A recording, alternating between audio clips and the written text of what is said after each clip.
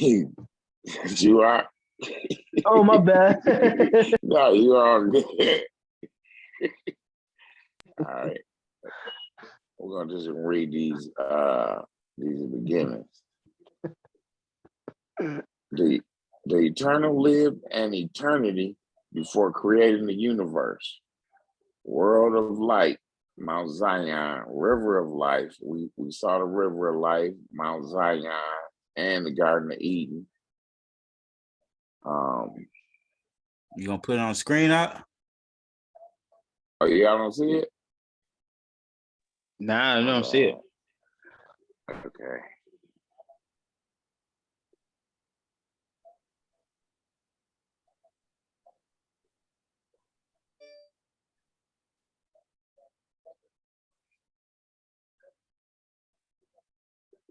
Okay. You want to hit these headliners? Yeah, we can can go over what we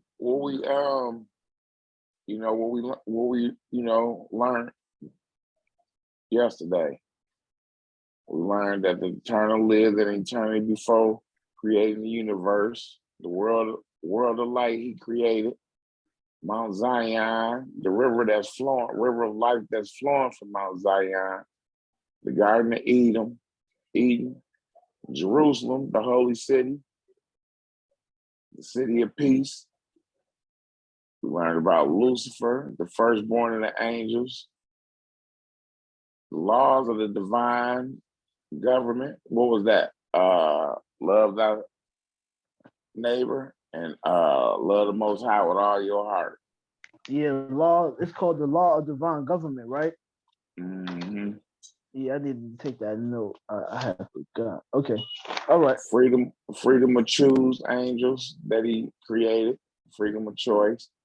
Ministers of the kingdom. That's who they was, of the light. Minister of the kingdom of light universe. And then the abyss of darkness. We saw that. Test of the faithfulness. Separation between light and darkness. We saw that. In chapter 1.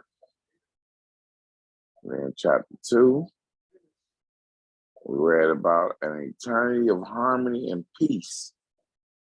Lucifer, transmitter of the revelations of the Father to his angels. Assemblies on capital planets.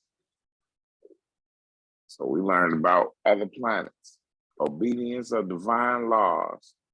Foundation of progress and happiness. We see how those divine laws was the foundation of the progress and happiness. Lucifer is attracted by the darkness of the abyss. Lucifer created for the light intervention of a loving father.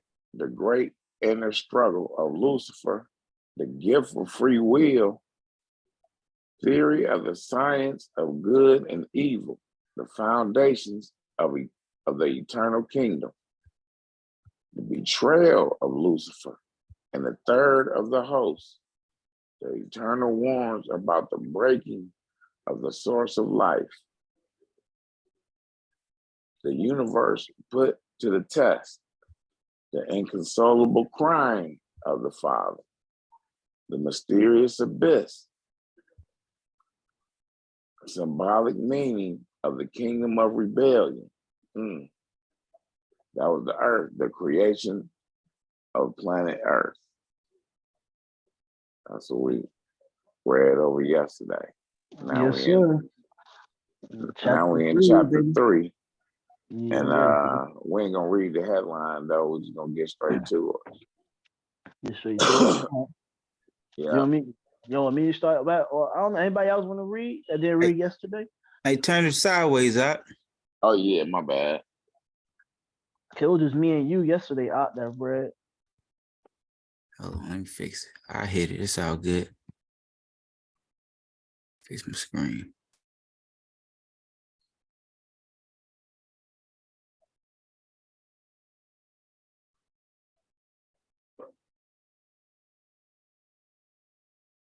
Okay.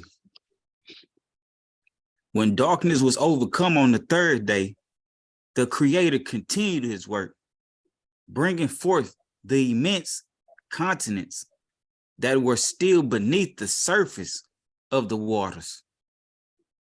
Mm.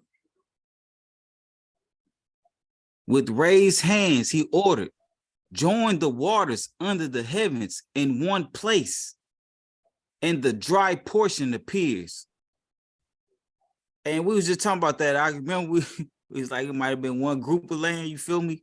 It said with raised hands, he ordered, join the waters under the heavens in one place, and the dry portions appears. In prompt obedience, the crystalline waters gave their superior position to the dry portion that rose, overlapping them. In the lower regions of the earth, the waters would continue to reflect the heavenly glow, being a snack for thirsty creatures. In that gesture of humility, the waters foreshadowed the Creator, who, in the great struggle, had descended into the deepest abyss to make eternal life reborn in thirsty souls. Contemplating the face, Pull it up. All right. There you contemplating go. the face of that new world, the Eternal called the dry place earth, and the gathering of the waters he called seas. In his powerful voice, he continued ordering, produce the earth green grass, grass that gives seed, fruitful trees that bears fruit according to its species, whose seed is in it on the earth. In obedience to the divine command, the solid surface of the planet was covered with all kinds of vegetation. Beautiful meadows to bloom, green fields crisscrossed by crystalline rivers, endless forests where leafy trees allowed to hang tasty fruit of countless species. The earth was like a cloth. The earth was like a cloth where the Creator, by the power of his word, colored pictures of unparalleled beauty. While with admiration, the host contemplated the beauties of that creation, they were surprised to recognize on the new planet of the garden, the Garden of Eden, place of the divine throne. The Eternal, by the power of his word, had transferred him to the bosom of that special world, where in justice the government of the universe would be confirmed. On that spring day, the breeze gently caressed the green forest and the flowering meadows, flooding the atmosphere with a soft aroma and freshness. Contemplating his work, the Creator happily exclaimed, behold, everything is very good. Exuberant, the planet fulfilled another day in its harmonious rotation. Yo, question: the Garden of Eden was inside of the in the beginning, like chapter 1, right? Yeah. Okay, right. But he said that he had made something on Earth that I guess that looked like the Garden of Eden. What did it say? I got confused because the original Garden of Eden was made in heaven. Didn't it say he transferred it? Transferred it. Go down to verse 3. Verse 3. The Eternal, by his word, had transferred him to the bosom of that special world, where in justice the government of the universe would be confirmed.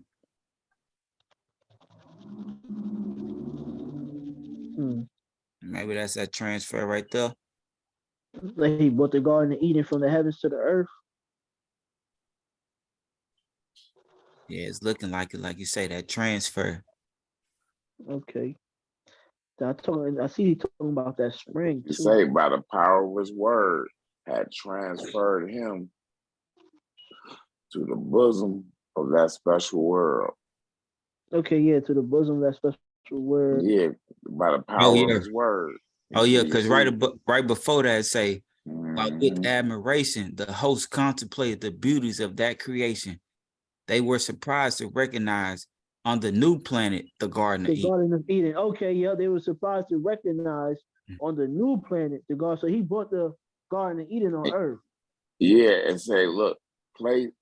He said, to recognize on the new planet the Garden of Eden, place of the divine throne, the eternal, by the power of his word, had transferred him to the bosom of that special world, where in justice, the government of the universe would be confirmed.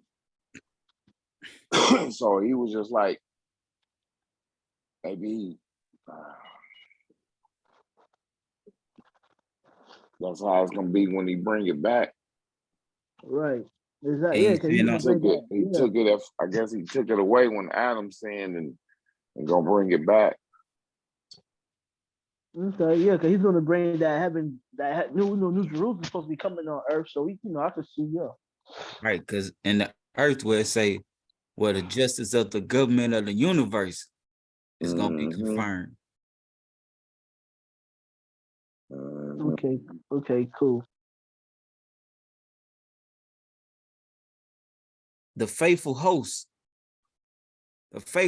could now better understand the importance of divine light.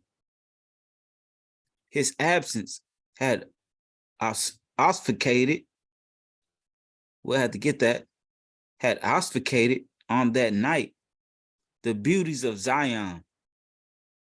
On that new day, the Creator would express his great power, giving the earth luminaries that would fill it with light and heat.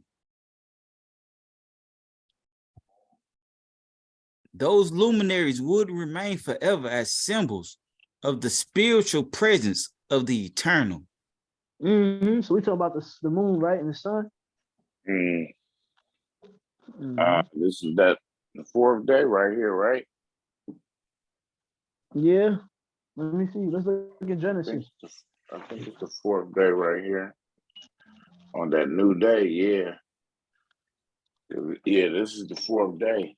Because I think that third day, he was creating the waters and all that. Now it's saying a new day, the fourth day. I'm trying to get it right now.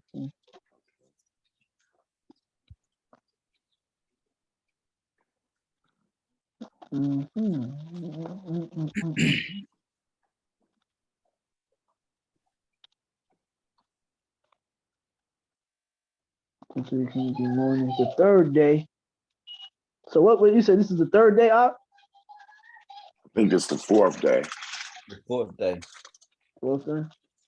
Cause we got and right here, and it came to be morning. Okay, and Elohim said, "Let lights come to be in the expanse of the heavens to separate the day from the night, and let them be for signs and appointed times, and for days and years, and let them be for lights in the expanse of the heavens to give light on earth." And it came to be so.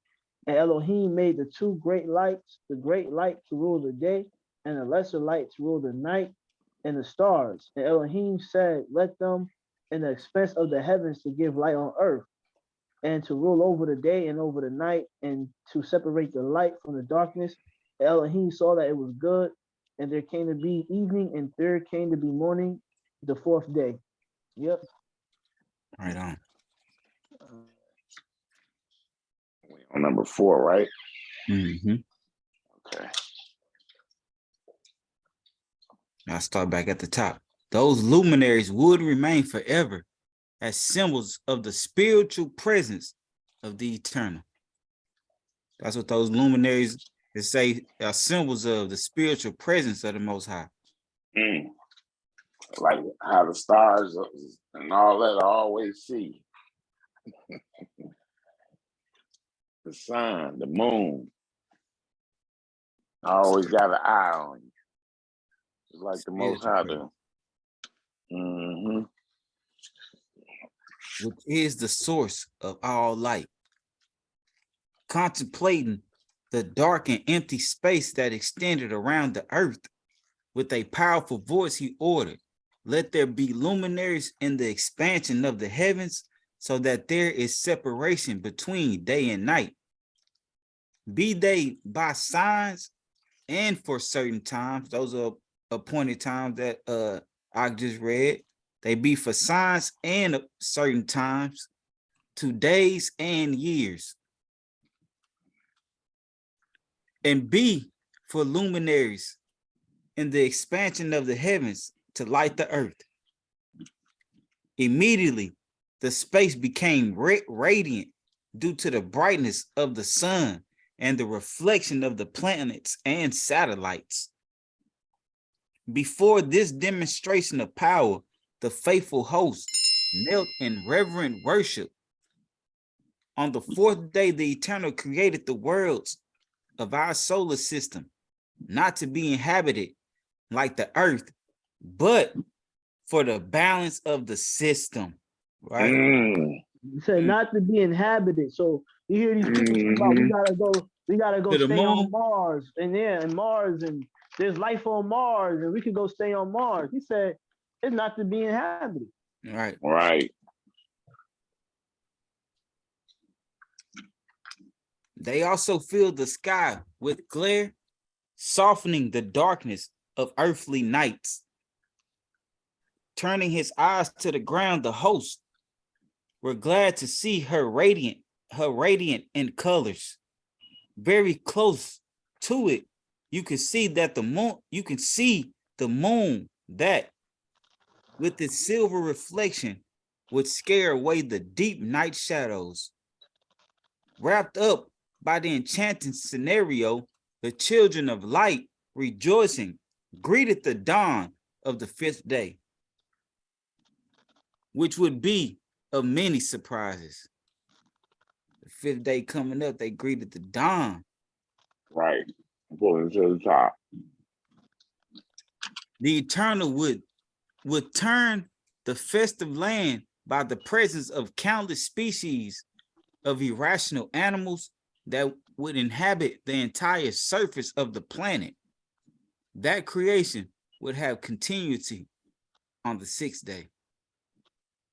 Raising the mighty hands, the Creator, looking first at the crystal clear waters, ordered, produce the abundantly reptilian waters of the living soul.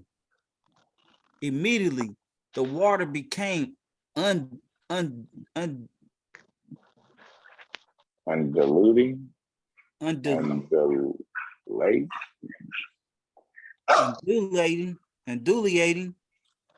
by the presence of the countless species of the reptiles that, happy and grateful, celebrated the existence in a continuous swim and jump. Wait, hold on. It's about fish. He just made fish. Right. Countless species of reptiles in the waters. Okay. From microscopic beings to great whales. So from little bitty shrimps to great whales. And what did he use? He used water to create these beings? He used his mighty hands and ordered it out. Okay. From microscopic beings to great whales, all appeared in complete harmony, reflecting in their nature the love of the Creator. Putting his eyes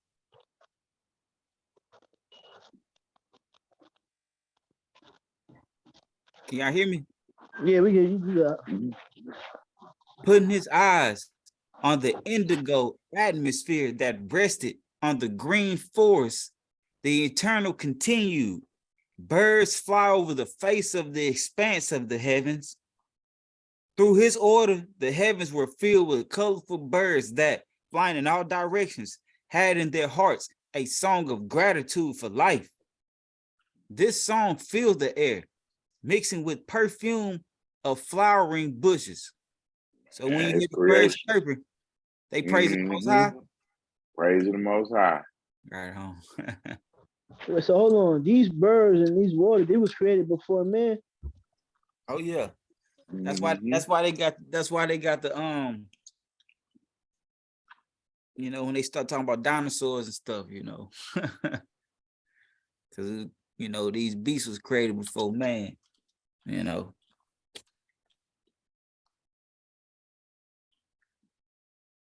Contemplating with pleasure his earthly creatures, the Eternal blessed them by saying, for fruitify and multiply, and hint it in waters in the sea, and the birds multiply on the earth, rejoicing. The faithful host witnessed the dawn of the sixth day. And what would the Most High create on that new day? This question reigned in the minds of all rational beings. They were sure that something very special was about to happen. Raising his mighty arms, the eternal order produced the living soul earth. According to its species, cattle, reptiles, and wild beasts on the earth. According to his species, his powerful voice was quickly heard, and in the woods and fields, the result of his creative power could be seen. Animals of all species woke up to a happy existence in the middle of paradise of perfect peace. The land became extremely beautiful, which princes adorned to receive its king and lord. Who would that special being be? Moving with majesty, the Eternal came down to the glories of the new world, heading to the Garden of Eden, place of the divine throne. The angels of light accompany him reverently, stopping like clouds over the skies of paradise. The entire universe watched with deep interest of the development of the acts of the Creator in response to the accusations of his enemies. Even the planets that they was going to early, they watch it too. Right. I wonder what he's gonna do. The moment was decisive. Everything indicated that the Eternal would prove not to be tyrant or selfish, crowning someone on Mount Zion. Satan and his followers did not doubt that the kingdom would be given to them, and they would reign victorious in the bosom of that ancient abyss where darkness and light were now intertwined. The subjects of light shuddered at that perspective. Next to the source of the river of life, the Eternal knelt solemnly, and with the natural elements of the earth began to mold with much love a special creature. After a few moments, the body, still lifeless, of the first man was extended before the Most High, the Creator. The Eternal looked at him, and after stroking his cold, discolored face, he breathed into his nostrils the breath of life, and the man began to live. Oh. Hey, look at it, notice that that's a discolored face.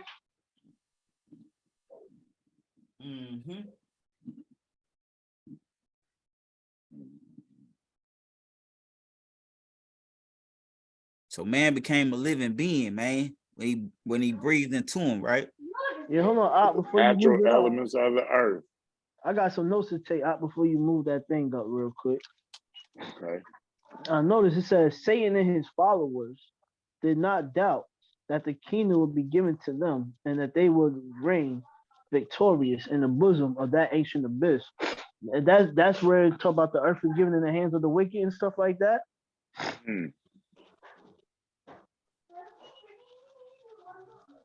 So hold on, I'll take that note.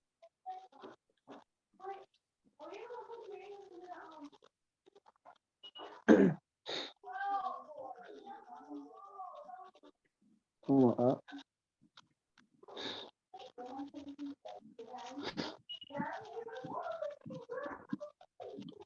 that they will rule the world. So yeah, that lets you know that right there. I think about the earth was given to the hands of the wicked.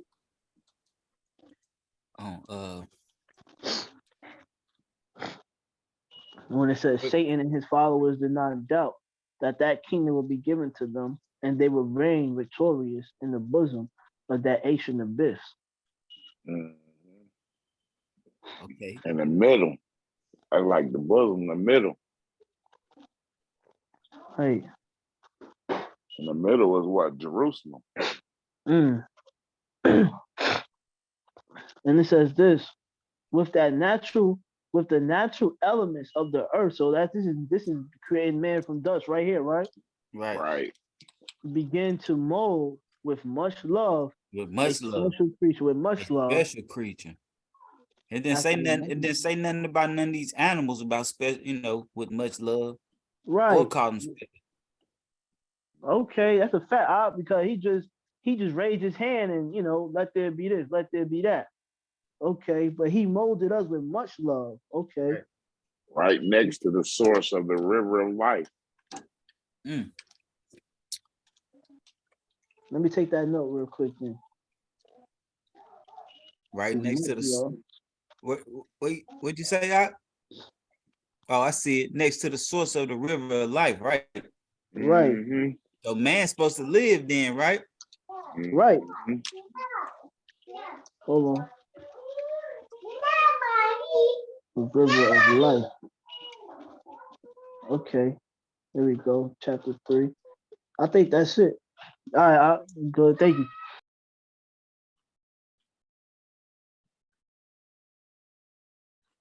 As if waking up from a dream, the man opened his eyes and contemplated the sweet face of his creator, who, smiling, kissed his face, now colorful and full of life. He was moved to hear the Eternal say in a soft and affectionate voice, "My son, my dear son," because he was born on earth. The first man received the name Adam. Taking him by the hand, the Eternal lifted him without perceiving the scene of glare that surrounded him. Adam, in a gesture of gratitude for existence, enveloped the Creator in a tender embrace, prostrating himself in reverent worship. The faithful host who admired witnessed the great divine fulfillment. Excited at the human gesture, also prostrated themselves in reverent worship. Then they united the voices in a song of joy and salutation to the special creature who woke up to life at such a decisive moment for the universe. With a heart full of happiness, Adam joined the angels in a song of praise. His voice, as it passed through the flowery surroundings, was mixed with the songs of the birds and the death of the animals that approached festively.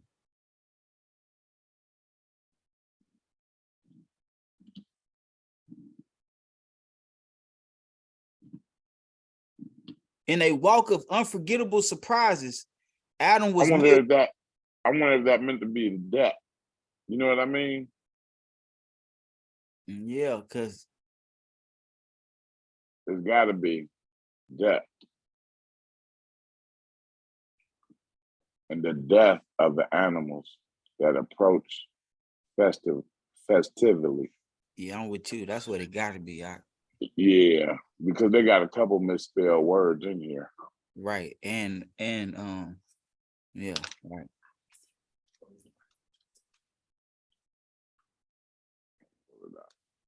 All right.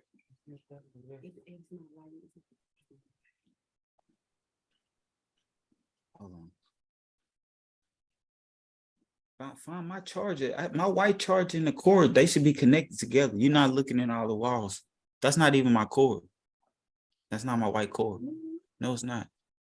Go find. They should be with the charger.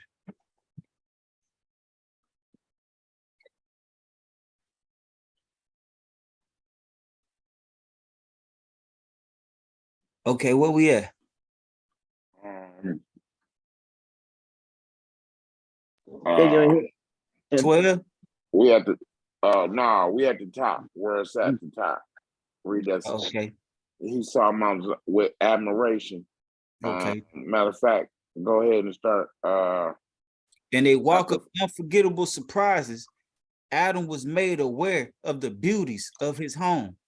With admiration, he saw Mount Zion, where the river of life flowed in a cascade of light. So the river of life flowed through Mount Zion, right? Mm-hmm. The glorious mountain lay crowned by a beautiful rainbow. In his steps, he followed the course of the crystalline river, which glided serenely amidst the wonders of Eden. One admired the tall trees that, soaked by the breeze, left abundant flowers and fruit hanging from the branches. He leaned here and there, attracted by the glow of the precious stones that adorned the lawn everywhere. With intense joy, Adam was aware of the infinite species of animals that populated the garden. All were meek and submissive and lived in perfect harmony and happiness. Stopping in his footsteps, Adam admired the whiteness and tenderness of an animal that was jumping on the grass. Approaching, he took it in his arms, dedicating a special affection. Well, it was nice to stroke her white wool. His sweet eyes reflected a glow of love and humility. There was something special about that little animal. Affectionately, Adam called him Lamb.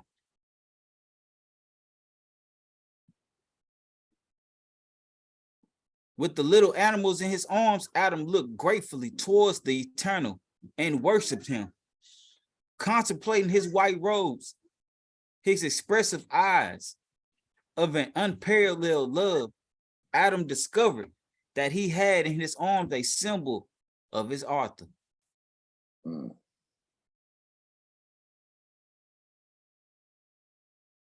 Contemplating his white robes, his expressive eyes of an unparalleled love, Adam discovered that he had in his arms a symbol of his author, the Lamb. Happy, he exclaimed, "Oh, master, this little lamb clad in such white wool, with an expressive look of so much love, looks like you. And I want to have him always with me." Watching the animals, Adam perceived that they enjoyed a special fellowship. I saw happy couples everywhere, living for each other. His thoughts turned to his companion. And he looked around and was surprised not to see him. The Eternal had concealed himself on purpose, becoming invisible. Adam felt lonely in the midst of that paradise.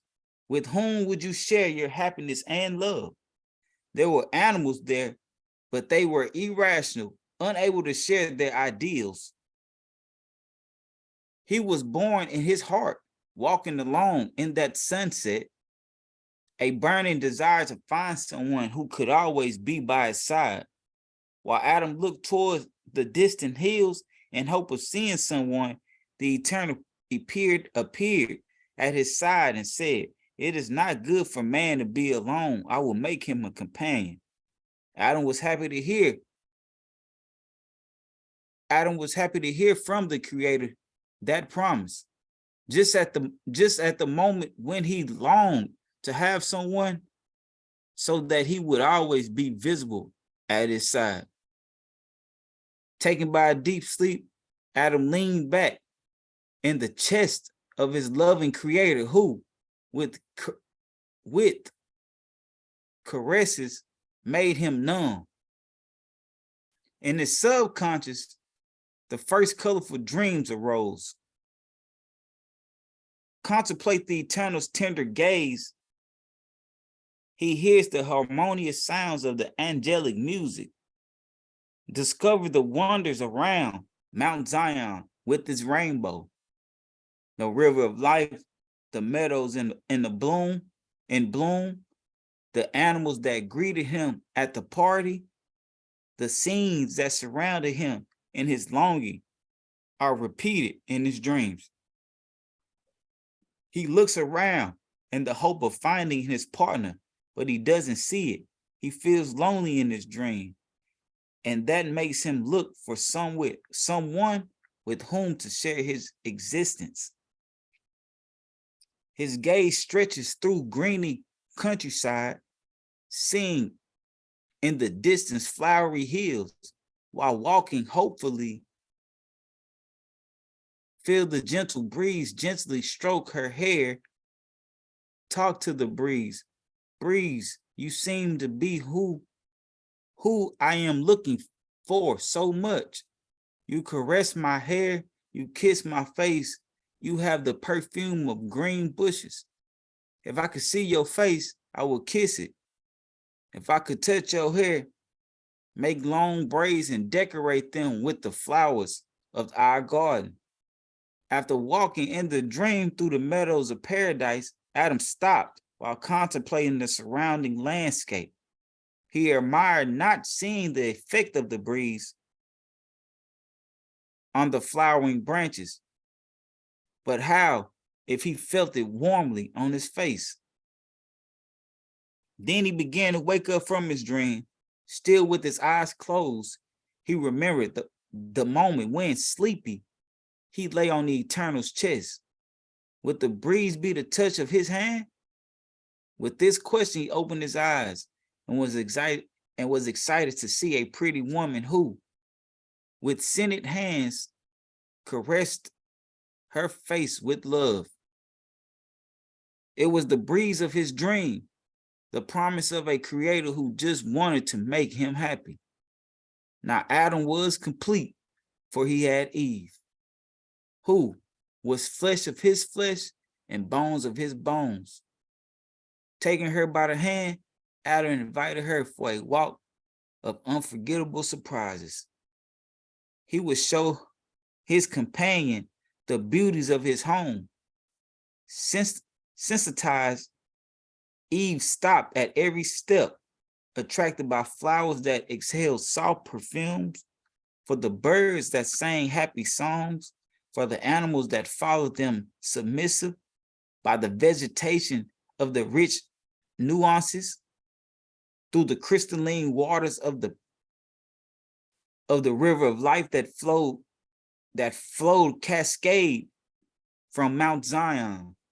Everything in paradise was perfect and beautiful. Was perfect and beautiful, but nothing equaled the human being created in the image of the Most High. Everything in paradise was perfect and beautiful, but nothing equaled the human being created in the image of the Most High. They turned to each other in admiration and caresses. Soaked by that love, they remained until sunset.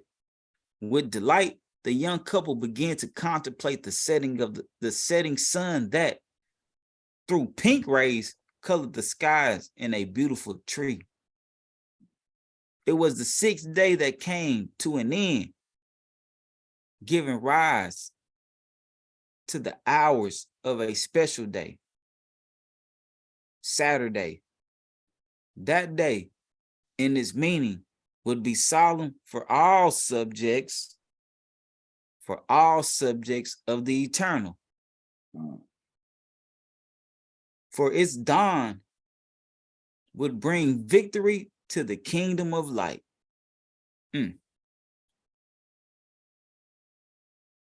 That's that 7th day. Mhm. And they know, even though it wasn't called Saturday, but they know. They put it right here. They let you know it's on a Saturday. Right. All right. They kept it real. You know what I'm saying? They kept it real. You know what I'm they, saying? you say they ain't even say the 7th day out. They just gave the name of the day. So you can't confuse Right. it with Sunday, right? Yeah, exactly. You can't confuse it with Sunday. Saturday.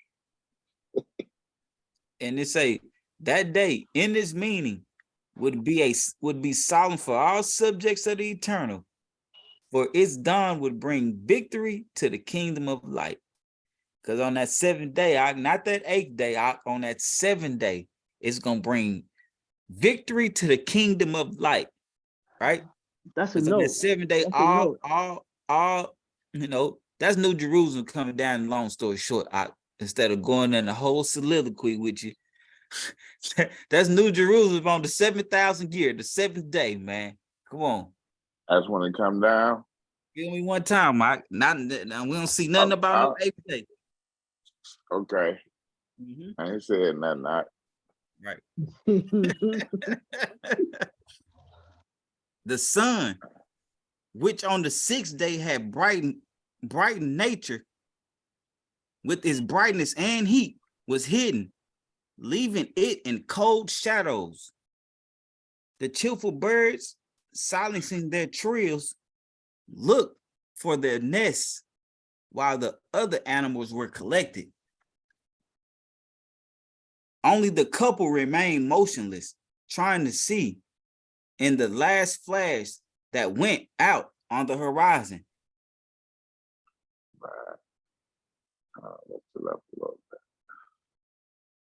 The hope of a new dawn, they investigated the sense of darkness when, among the bushes, they saw a beautiful place whose silver rays bathed in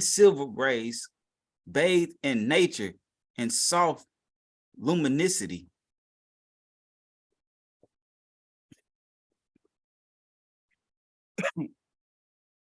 The whole sky was illuminated by the glow, excuse me, by the glow of the stars.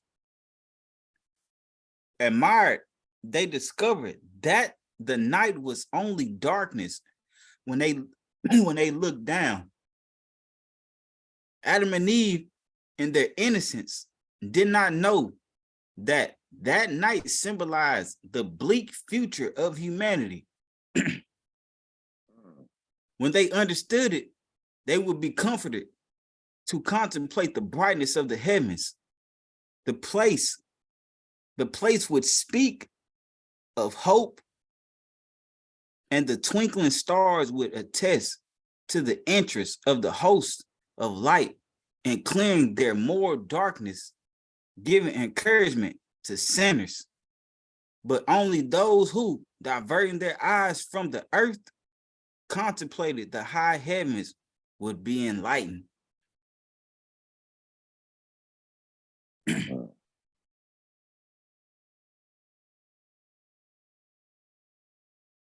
After contemplating the sky for some time and its luminosity, the couple remembered the beauties of paradise, turned their eyes, seeking to see them.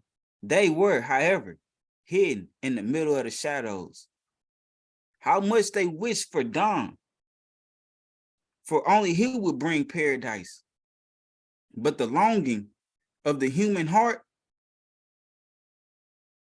the eternal appeared in the midst of darkness, returning to the couple the joy of the meeting again in a colorful garden. Bathed in soft light, they were now walking through green and flowery meadows. The brightness of the Creator woke up the nature where they passed, coloring and brightening everything around. The couple, boy, doing some reading today. dang. The couple admired, learned that next to the eternal they could have a paradise in the middle of the night. So next to the eternal, they had a paradise in the middle of the night. Feeling Right. sleepy, Adam and Eve lay on the lap of the loving Father who made them fall asleep sweetly, hopeful in a happy awakening. Leaving them on the soft grass, the Eternal rose up to the side of the contemplative host. He would manifest again at dawn, waking the couple for the most solemn event, which will reduce to dust the most vile accusations of the enemies. The dark and cold night, through its long hours, seemed to mock the light. Would you ever obfuscate the beauties of creation? You're supposed to get that. Hold on, give me 1 second. I got it.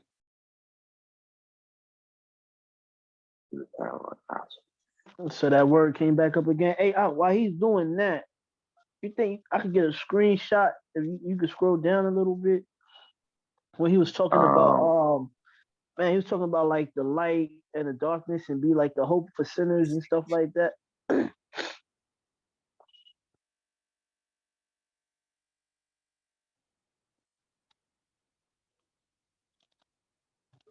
think you know what I'm talking about? I think I like he go up was a little bit. Giving encouragement right here, yeah, around this way. That the night was only darkness. They looked down, right? It's in this area right here. Yeah, I'm just screenshot okay. that. Cause that's a whole lot. I don't even know how to note that. Someone screenshot. So I like that. But only those who diverting their eyes from the earth contemplated the high heavens would be enlightened. What you think about that? Diverting their eyes from the earth, contemplated the high heavens would be enlightened. Right. That's like that Colossians 3, yeah. Okay, that's what I was thinking about. Keep your eyes on the heavenly things and not the things on the earth. Right. Okay, cool. All right, that was it. I got the screenshot. Okay. Look at that, man. That's crazy. 22. It's in 22. Oh, now I was getting that obfuscate. It means to obscure, confuse, bewilder. Okay, so he's saying, how long would you I confuse creation? Okay, where that's at? Let's see.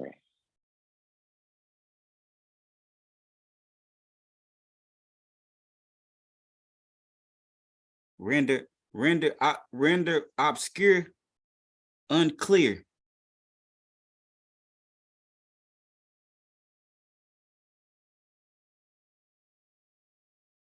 But yeah, I think he went. We was at what, 22? Yeah, I think he went down too much. Yeah. Okay. The dark and cold night through his long hours seemed to mock the light. Right? The night mocking the light. It seemed to mock the light. Would you forever obfuscate the beauties of creation? Oh, never. The sun would not recede in the face of darkness. He would appear shortly as a liberator, snatching with his warm rays the nature of the cold claws, giving him life and color. In a final challenge, darkness became dense in the hours before dawn. The night lashed out his forces to fight for usurped rule. Finally, a flash appeared in the east that seemed to speak of hope in a new day. The sky gradually became colorful, of a reddish alive. The helpless darkness withdrew from the rising force of light and was consumed in its escape. Nature began to wake up from the long night, reflecting in its bosom the nostalgic rays. Flowers would open, exhaling perfumes of joy. Animals and birds, silenced at night, joined the voices in a triumphant chant in salutations at the dawn of that great day. Mm. The black night had come to an end, giving rise to the daylight dream. It was a special meaning for the Most High because it foreshadowed the final victory of his kingdom over the dominion of rebellion. Foreshadow. So that's what we. Saturday of foreshadowing, right? Mm-hmm. And then just like at night, how the day comes in, the light comes in. That's like a sign too. Like light overcoming darkness. Right.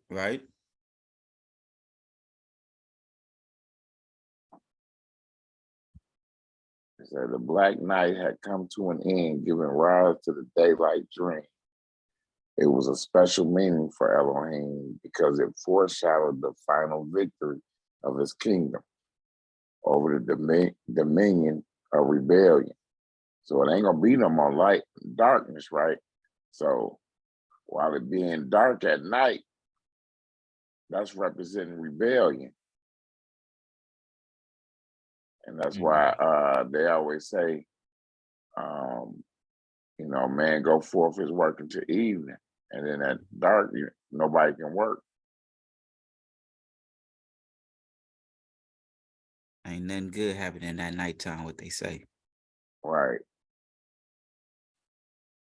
The Eternal would now wake up his human children who, bathed in the light of his presence, had slept in the hope of a happy dawn. Let me read that one more time, because that's a good one. The Eternal would now wake up his human children who, bathed in the light of his presence, right? Those worshiping the Most High in spirit and truth, bathed in the light of his presence, had slept in the hope of a happy dawn, right? When they died, right? They went to sleep, right? Right. I see where you're going with it. Mm-hmm. In a festive march, all the holy hosts with songs of victory accompanied him to the paradise bathed in light. When they were close, the Creator stopped staring at the sleeping couple and exclaimed softly, "Wake up, my children."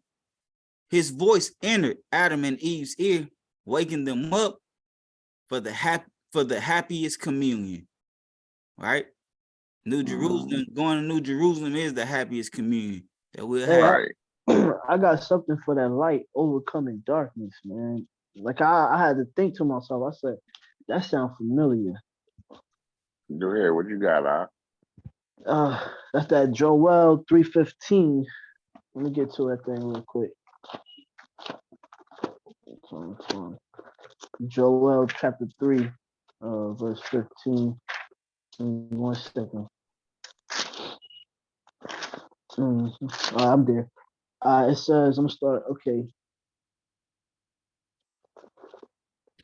Man, my bad. It took me to Amos, man.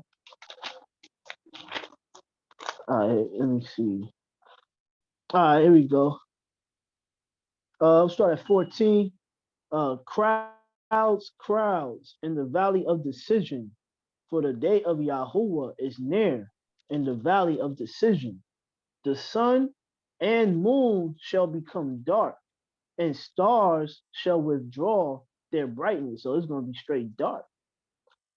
And Yahuwah shall roar from Zion and give forth his voice from Jerusalem, and the heavens and the earth shall shake. But Yahuwah shall be a refuge for his people and a stronghold for his children of Israel. Then you shall know that I am Yahuwah, your Elohim, dwelling in Zion, my set apart mountain. And Jerusalem shall be set apart, and strangers shall not pass through it again. Mm. So when he comes down, he's light. Ain't no darkness in him. So what he did was he made everything dark, the sun, the moon, the stars. Now you got that Right, darkness, and then he's gonna come down, and that he's gonna be that light. That's that light man. overcoming that darkness. Right on. Man. Right. Hallelujah. Right. Praise. Oh, praise. Okay.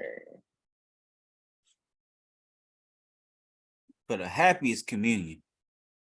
How quickly he scratched the long-waited morning, bringing in his light, the sweet paradise, lost in that night.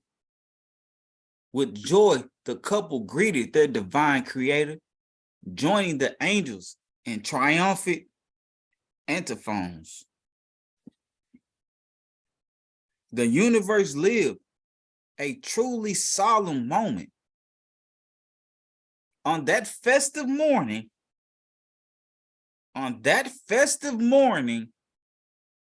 it didn't say nothing about none of these other days being festive morning or a feast, right? Right, right. Right. On that festive morning, the Eternal was to reveal the greatness of his character, which is justice and love. The accusation that his government was selfish and tyranny would be refuted. In the eyes of all the rational creatures of the vast universe, El led the young couple to Mount Zion, place of the divine throne. Mm. There, before the shudder of the muted host, the Creator, in a surprising gesture, covered the man with the royal robe, placing on his head the crown that had been coveted by Lucifer. Mm. Moved by deep gratitude for the supreme honor conferred, deep childbirth,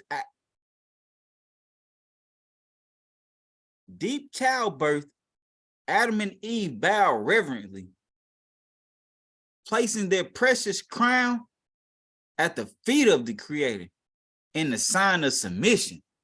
Mm. All praise. All praises. I A felt cry that of one. victory. Go ahead. No, I'm saying I felt that one.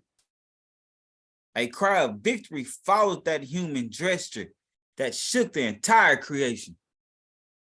The children of the light, who for so long had suffered insults and humiliations in the face of the constant accusations of the rebel host, praised in the praise the blessed El, who in his work of justice denied the enemies, revealing his character of humility, detachment, and love. Having constituted man as the Lord of all creation, the Eternal, with a solemn voice, began to make him aware of the greatness of his mission. As a faithful steward, you should take care of paradise, keeping the source of the river of life clean. The laws of justice and love, foundations of the kingdom of light, should be honored. As a rational scepter, it would be up to man in a gesture of recognition and gratitude to freely accept the government of the one who created it. The host who marveled witnessed the revelation of divine detachment, understood that the master of light will no longer rule the universe except with human consent. Whoa. Whoa, Mm. whoa, whoa. So what does that mean right there? That the master of light would no longer rule the universe except with human consent. What y'all think about that? Man, that's deep. That's deep. You know what I'm saying? I ain't got no thought on that. What I what I get from that would be this him saying like basically, you know, like because we know that this earth is given to the hands of the wicked, and he said that he gave this, Satan the rule for a certain amount of time. So is he saying he's not going to rule this universe, but except with human consent? So like unless we choose to follow him, like we got to make that choice to follow the Father. You know what I'm saying? Like, that's what he's saying. I'm not sure, but that's what I got out of it. How what Sound does like that he sound? wanted. It Yeah, I'm sound listening. like it sound like he wanted man to like and wanted man to worship him without even like Adam and Eve did. He gave them crowns, but they put their crowns to his feet in Mm, reverence. You know mm, what I'm saying? mm, And yes, sir. that's how we should feel. Mm, I don't want to rule no creation. Who can do it but the Most High, who that's that. created everything? That's that meekness. I all praise it. You know. Give yourself to You said give yourself to y'all, right? Mm-hmm. yeah, yeah, because like you said, this world, this earth right here, when we sit here and we give ourselves to God and we make him the head of our life, at that point, this is how he's ruling through us Mm, in that one right there. So I agree with y'all said. okay, Yeah, okay. because man, just think about it. You don't want no evil, right? Mm-hmm. So you want to follow after the Creator, his natural government laws. What is it Right. called? The divine laws of the Mm-hmm. universe. Yeah, the two greatest commandments. Yeah, Mm-hmm. and Love and justice. and that goes back to that. What's that? Chapter 1. When he said that. Chapter 2. But you know what I'm saying when he was talking about he want us to worship him with no force, right? He said, "I don't want to Right. force you." Okay. All praises. So yeah. So the light would no longer rule the universe except with human consent. Oh man, that's deep, man. Yeah, and that's why I sent that text last night. I was thinking about that. I'm like, how come he didn't tell him um to love the Most High? You know what I'm saying? And keep the Sabbath day. Don't have no idols and stuff like that. You know, it just make you wonder why the Messiah didn't say that. You know what I'm saying? Because he said, good master, what must I do to have eternal life? He said, keep the commandments. He Mm-hmm. said, which ones? He like, honor your mother and father. Love, basically telling you love your neighbor as you love yourself. That's because that's the ones they wasn't keeping too, though. As far as these days, our people, they might not keep the first four, but they ain't out there, they ain't stealing and killing and doing all this, but they ain't keeping them first four commands. Back in that time, they was keeping the first four, but they wasn't keeping them last six. You see what I'm saying? And that's why one of his main messages was love your neighbor as yourself. Because you can't tell a Pharisee he not loving the Most High with all his heart. You ain't gonna tell them Yeah, that that's they can true. keep the Sabbath day because they keeping the Sabbath day. You see what I'm saying? But as far as how they treating their neighbor, that's why it was so many parables about the Samaritan, the good Samaritan, who is your neighbor and who is your brother, and them teachings. You feel me? Because they wasn't treating their brother or neighbor accordingly. You feel me? Even when he was like, even when he talked to him, and he was like talking to the Pharisees, he was like, once you pay your mom and daddy back, you like, why I gotta respect you? You feel me? Right. Yeah, Right. So these commands that they wasn't keeping. Mm-hmm. And I just want to piggyback off a big op too on that one also because when he did the guy he was talking to when he did get those commandments to, that was the rich man, right? No, that was the rich, yeah, that rich man. That was the rich Yeah, it man. was that rich man. So my thing is, you know, he chose to love the money more than he loved the Most High. So I would look at it, and that's coming from your point of view also. Like he didn't tell him, you know, love the Father, but he already know what his heart and his main thing was with that money, man. Because he said he went away Right. sad because he had many, you know, many possessions, and he chose to Possession. love that money. Yeah, he chose to love what, you know, what he had on earth more than what the Father had for him, man. Because he told him, More he than the said Most High. Yeah. right, that he told him, he said, I got riches for you in heaven. But you remember we said it, you know, he ain't see those riches, man. So he, you know, he loved what he had on this earth, man. So I see what you're saying too on that note though. But yeah, for real, we gotta love the Father. You know, he gonna Yeah, let look. he said he right, And like he don't, like he said, he don't want no robot. right, You know yep, what I'm yep. saying? He don't I'm want not no gonna make you robot. love me, Yeah, you I'm not know. gonna make you love me. You know what I'm Yeah, saying? It should just yeah, come because of who he is. right. Thank you for your creation. You know what I'm Man. saying? All praises, yeah, all praises, Oh, man, for right. real. Hey, can y'all still see it? Let's see. Yeah, we got it, we good. Okay. We're on 28. 28. Man, by the will of the eternal, was made arbiter of creation. And his glorious being, made in the image of the creator, the seal of eternal dominion shown.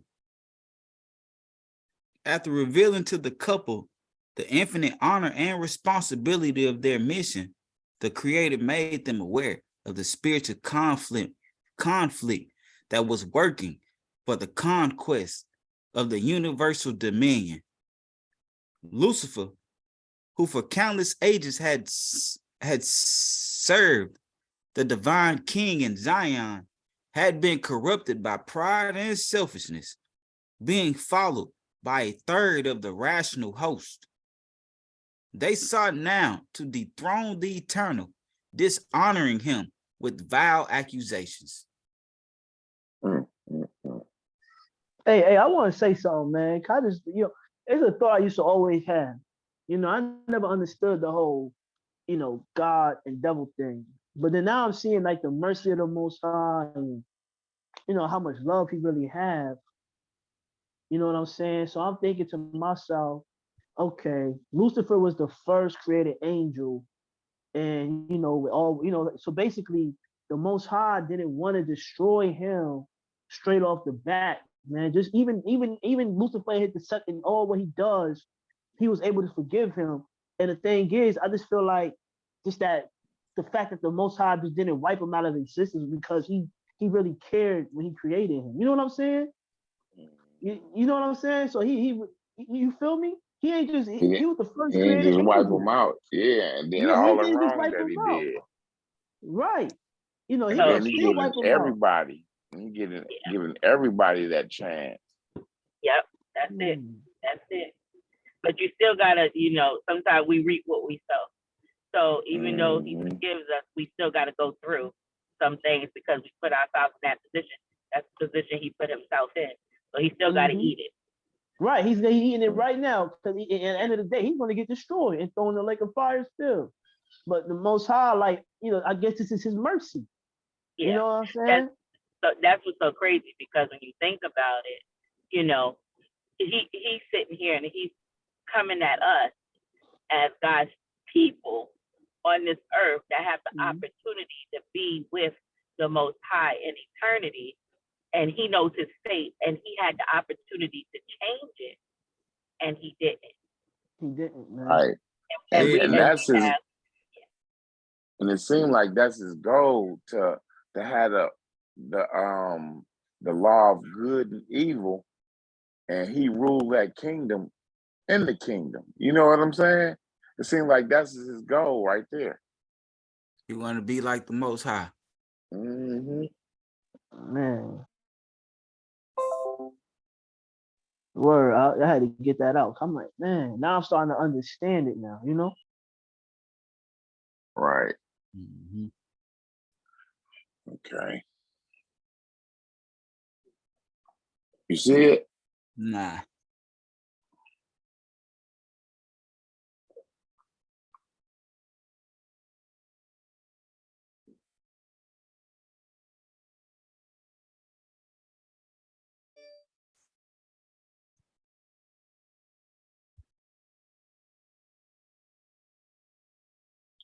Uh,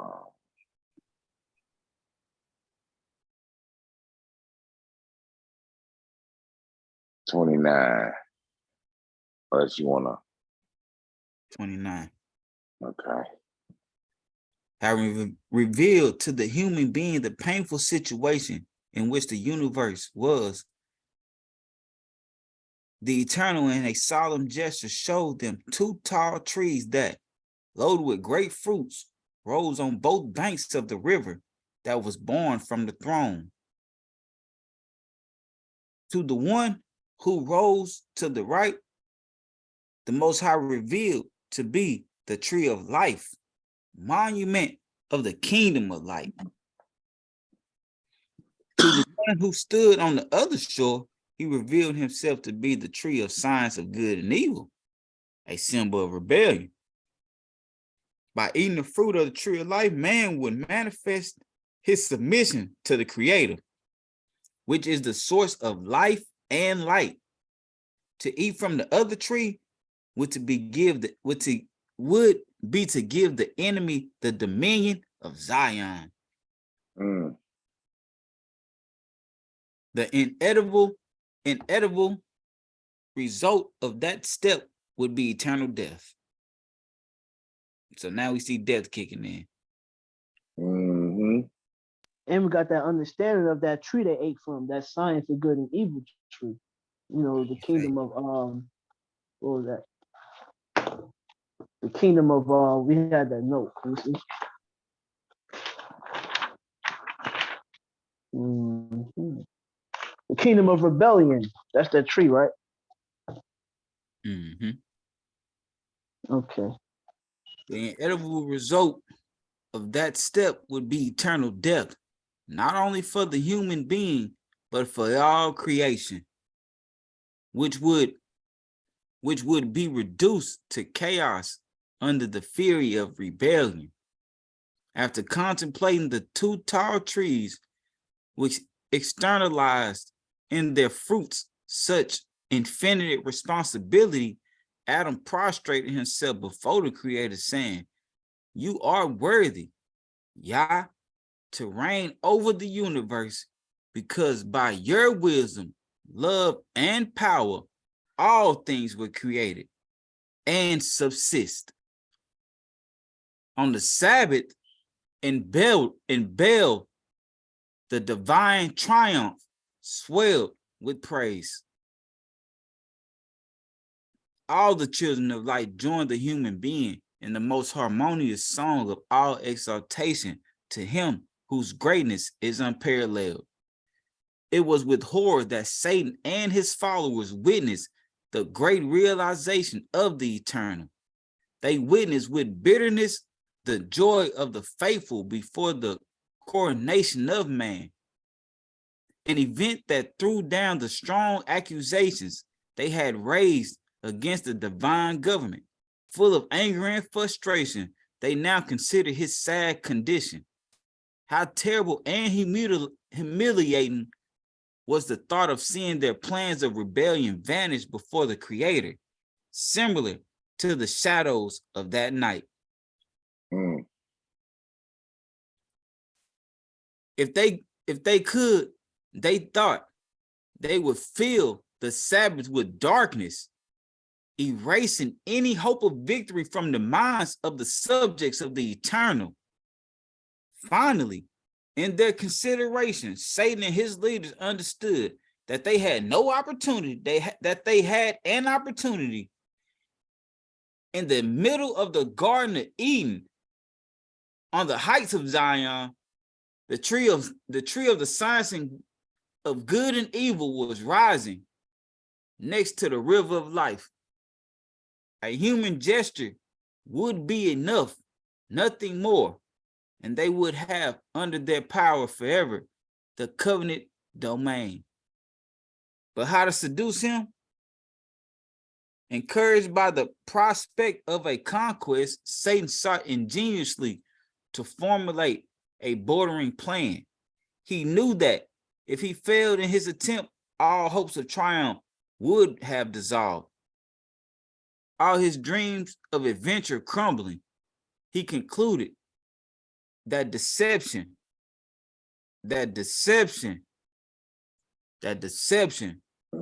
was to be his powerful weapon. Was it not through him that he managed to dominate a third of the heavenly host? He would wait, therefore, for an auspicious moment to arm his ambush by deception. That's his powerful weapon, to deceive. That's his weapon, to deceive. Give you some truth and deceive you.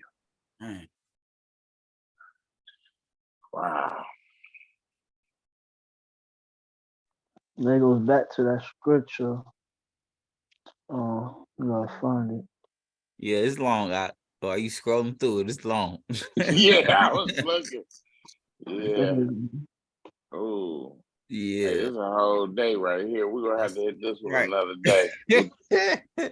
That thing got 50 in it, huh? 54. Where we at right now? Chapter 4. Oh, we on chapter 4 now? Yeah, let's see. Okay. I had sent this to Ak in a minute. Hold on, let me read this scripture right here.